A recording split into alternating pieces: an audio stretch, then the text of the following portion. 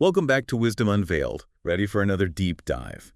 Today we're on episode 17 out of 40, exploring Marifat. These are conversations with Iranian philosophers Dr. Dinani and Dr. Loriani.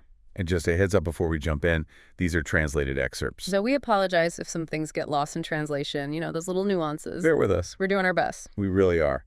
Okay, so for this deep dive, we're focusing on Rumi. That's the 13th century Persian poet. The Sufi mystic. Right. And his perspective on reason is just, wow, mind-blowing. Yeah. He sees this incredible link between what we call revelation. Divinely inspired knowledge. Exactly. And how human reason develops. It's like, whoa. It's really fascinating how Rumi challenges our usual way of thinking. It is. It is. He doesn't see reason and revelation as these two forces clashing with each other. No. He suggests they actually work together. Side by side. Yeah, with reason building on and expanding those insights that we get through revelation. Okay, that's pretty radical. I am totally ready to unpack this. Where do we even start? Well, both Dr. Dinani and Dr. Loriani bring up a story from the Quran. It really paints a picture of Rumi's point. It's the story of Cain and Abel. The first murder. Exactly. Cain kills his brother, and he's totally lost. Doesn't know what to do with the body. Right. Then he sees a crow burying another crow that's died, and it hits him like, aha, I should bury Abel. Okay, I remember that story.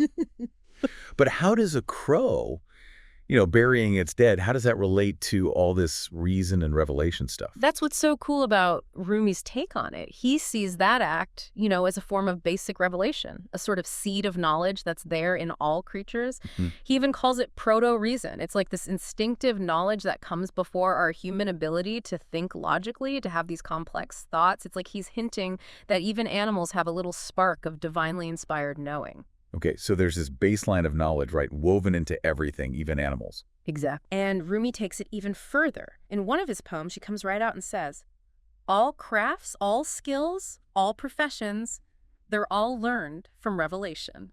Whoa, hold on. So he's saying everything we do, like, I don't know, carpentry, baking bread, Everything? all divinely inspired.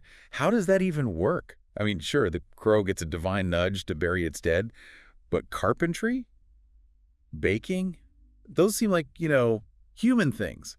You've hit on the key point there. Rumi isn't saying our human skills and smarts don't matter. He sees reason as this vital tool that refines, that expands on that first spark of revelation. I see. Dr. Loriani highlights this beautifully when he quotes Rumi. First, it was from revelation, but reason increased it. So like a two-step process. First, we have this aha moment, this inspiration, and then our human reason swoops in, takes that raw material and turns it into something intricate and complex. Exactly. We're building on a foundation of knowledge that's divinely given. But it gets even more interesting. Rumi doesn't just stop at basic reason. He talks about this divine reason. Divine reason. Yeah, or universal reason. Dr. Dinani uses a really cool analogy to explain it. He compares these two types of reason to water sources. One is like a pool, filled by streams from outside, like our five senses, our experiences in the world. Right. The other one, it's like a pool that's fed by an internal spring, a source that's always bubbling up from within. That internal spring, that's the divine inspiration, the divine reason. So it's not just about, absorbing knowledge from the outside world. Yep. It's about that inner connection, too, to that source of inspiration. Right on. And Rumi says something even bolder. See no craft where our reason didn't learn from a teacher.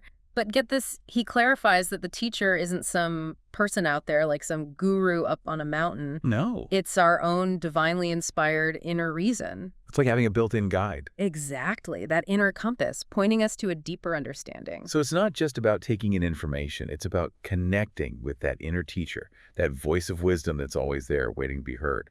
Absolutely. And that's where the idea of the purified heart comes in. Okay. Dr. Dinani connects this to Rumi's description of what he calls Aql-e Aql-e, what's that? this concept of faith-based reason. And Rumi compares it to a watchful cat guarding the heart. A cat. Yeah, it's like this idea that to access this higher form of reason, we have to purify our hearts, clear away the clutter. So our hearts need to be clear, uncluttered, so we can really receive that divine guidance, that inner wisdom. Precisely. Rumi believed that a pure heart is the key to true understanding. This is fascinating stuff. But how do we actually purify our hearts? Like, what are some practical things we can do to, cultivate that inner clarity? That's a great question, and one that we're definitely going to dive into further. But first, I want to touch on one more crucial point. Mm. You mentioned that Rumi saw the heart as this key to getting to that higher reason. That really makes sense to me. But how do we actually purify our hearts? Is there some kind of spiritual cleanse we can do? Well, it's not exactly a quick fix, not like a juice cleanse for the soul or anything. But Rumi does talk about some practices that can help us along the way. Okay. Both Dr. Dinani and Dr. Larijani mention this practice called dhikr. Dhikr. Yeah, it's the remembrance of God, through repeating sacred words or phrases. Oh, right. I've heard of dhikr, but I always thought it was like chanting. Yeah. Something for really religious people. You're right. It is often associated with chanting, but the heart of dhikr is about shifting our focus. Okay. It's about gently moving our attention away from all that mental chatter. All the worries. Yeah, the distractions of the world, and turning it inwards, towards the divine. Mm-hmm. Rumi believed that by doing dhikr, we create this inner stillness. Okay. And in that stillness, the heart can become more receptive. More open. Exactly, more open to that divine light. So it's not just about saying the words, it's about getting into a certain state of being, a state of receptivity. You got it. Dr. Dinani uses this really beautiful analogy to describe how dhikr affects the heart. He says it's like polishing a mirror. Oh, I like that. With each repetition, each remembrance, we're wiping away the dust and grime, letting the heart reflect that divine light more clearly. I love that analogy. So dhikr is one way to purify the heart. Did Rumi suggest anything else to help with this? Oh, absolutely. Both scholars talk about another practice Rumi really emphasized. It's called muraqabah. Muraqabah. Yeah, it's often translated as meditation or contemplation, but it's got its own unique twist in Rumi's teachings. Okay, so how is Rumi's idea of meditation different? Well, in a lot of types of meditation, the focus is on quieting the mind, right? Right. Emptying it of thoughts. But Rumi's muraqabah isn't about emptying the mind. It's about filling it. Filling it with the awareness of the divine presence. So it's more like active. You could say that. Yeah. It's about cultivating a deep, intimate connection with the divine. You do it through focused attention, intention. Dr. Larijani points out that Rumi encourages us to use muraqabah to turn our attention inward, towards the heart, towards that inner spring of divine inspiration we talked about. Right. It's like diving beneath the surface of our thoughts and emotions, searching for that deeper wellspring of wisdom. It sounds really powerful. But how does it actually work? I mean, do you just sit there and think about God? Not just thinking about God intellectually, it's more about cultivating a felt sense of the divine presence right there in your own heart. You might use your imagination, visualize light filling your heart, or just focus on that feeling of love and gratitude. The key is to bring all your attention to that inner space, to that connection with the divine. So both dhikr and muraqabah, they're about creating this inner space, this opening, where we can connect with that divine inspiration. It's fascinating how these practices link back to what we were talking about before, about the different types of reason. Exactly. Dhikr and muraqabah aren't just random rituals, right? They're designed to help us cultivate that higher form of reason, the divine reason, that lets us really understand and interpret those flashes of revelation. Right. They help us bridge that gap between our human intellect and that vast ocean of divine knowledge. It's like they're fine-tuning our inner instruments so we can pick up those subtler frequencies, those whispers of wisdom that are always there. Beautifully put. And it's not just about internal practices either. Dr. Dinani points out that Rumi also thought it was important to develop virtuous qualities as a way to purify the heart. Oh, interesting. So it's not just about sitting on a cushion and meditating. It's about how we actually live our lives. Exactly. What kinds of qualities did he emphasize? Well, Rumi talks a lot about humility, compassion, generosity, kindness, forgiveness.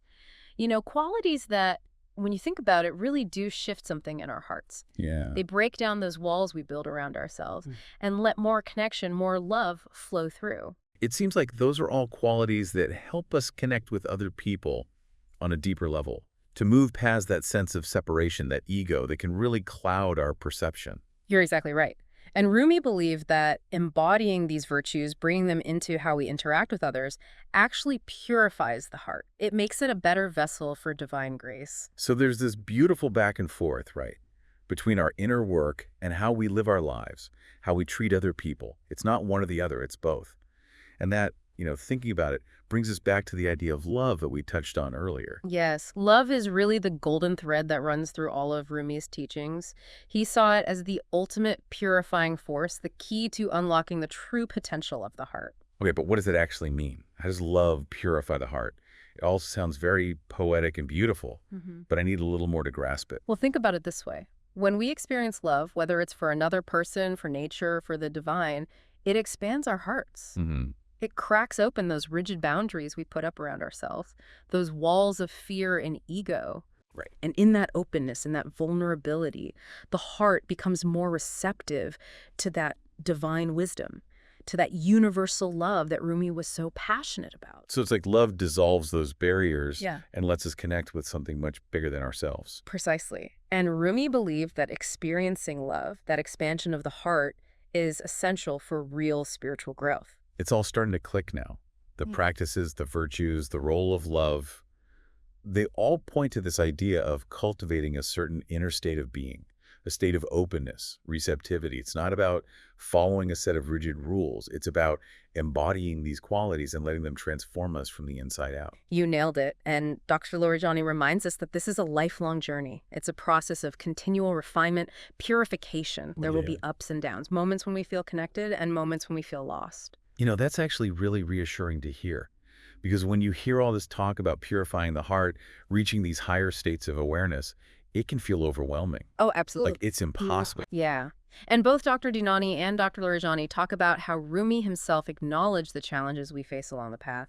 He emphasized patience, perseverance, and maybe most importantly, surrender. Surrender. What do you mean by that? Surrendering to the divine will, to that greater wisdom that's guiding us.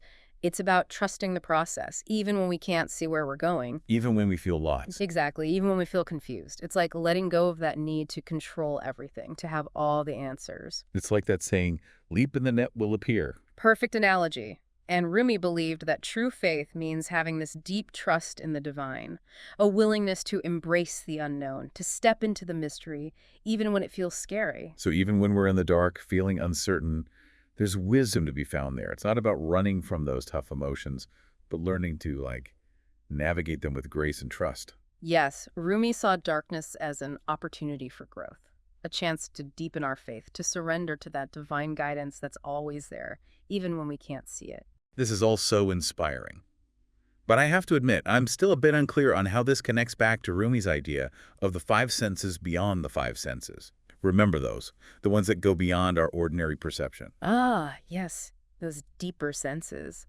You see, Rumi thought these senses are awakened through the process of purifying the heart, through the practices and virtues we've been discussing. So as we do these practices, as we cultivate these qualities, our perception actually starts to shift. Exactly. It's like we're clearing out the static that's messing with our reception, allowing us to tune into those subtler frequencies of reality. And because of that, we begin to experience the world in a deeper way, tapping into those deeper levels of knowing and being.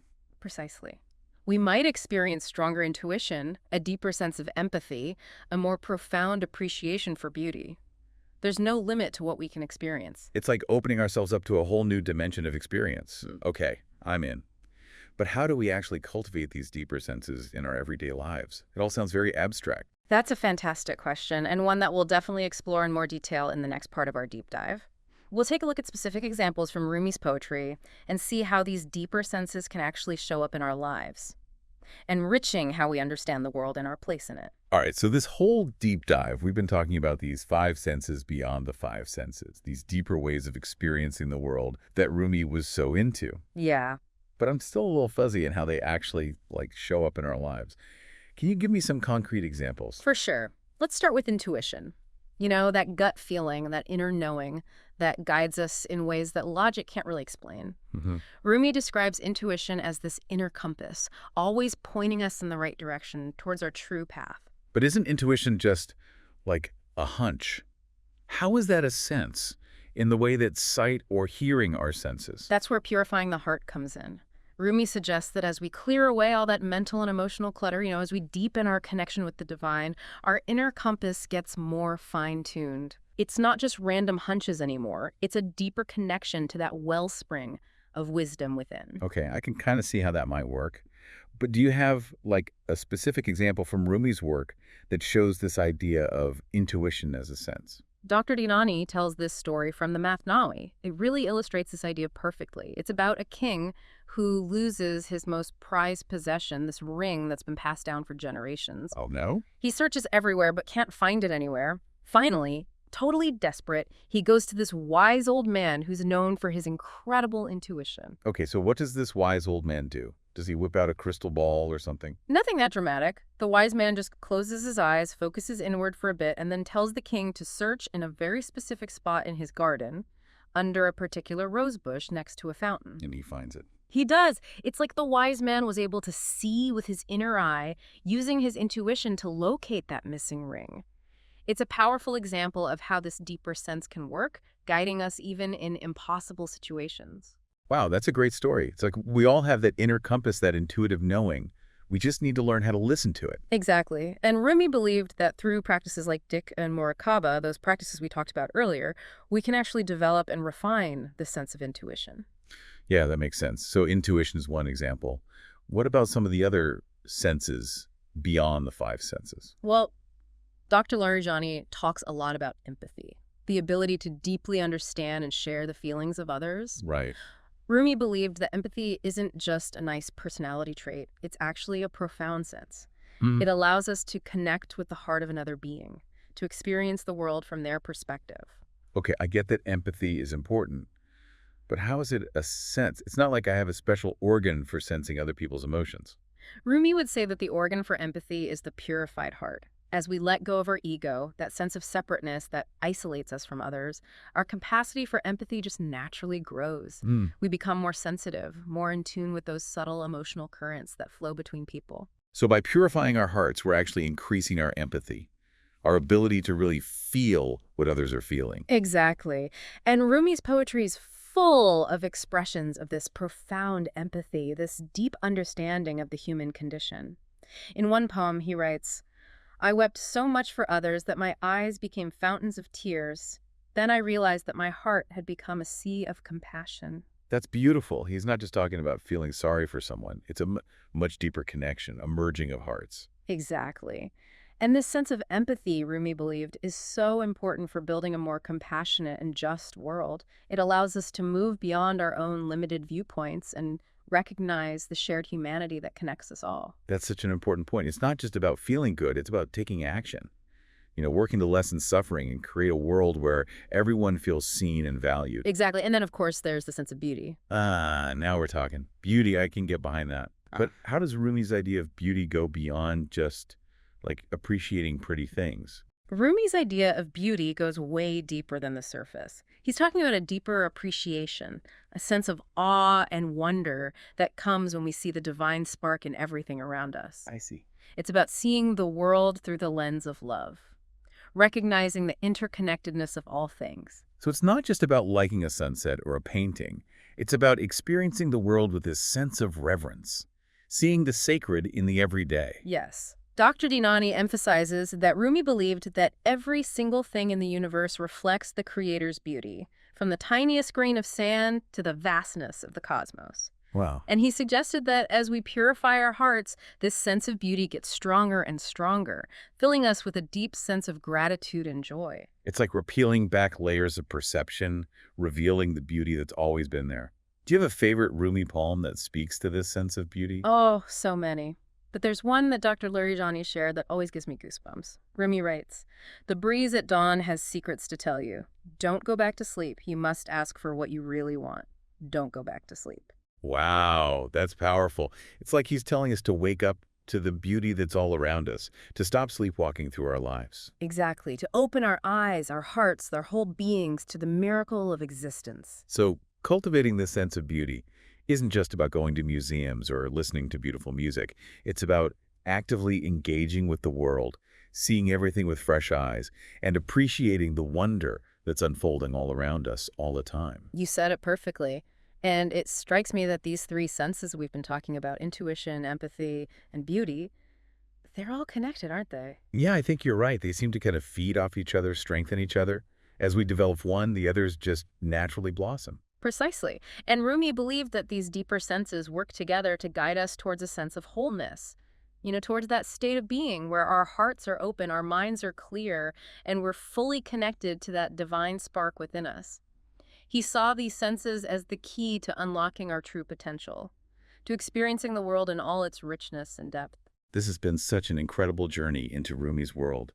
It's amazing how his wisdom from so long ago still feels so relevant, so powerful. It really is timeless. And I hope that exploring these ideas with you today has inspired you to explore those deeper senses in your own life, to see the world through Rumi's eyes and discover the hidden beauty that's waiting to be revealed. It definitely has for me, and I hope our listeners feel the same way.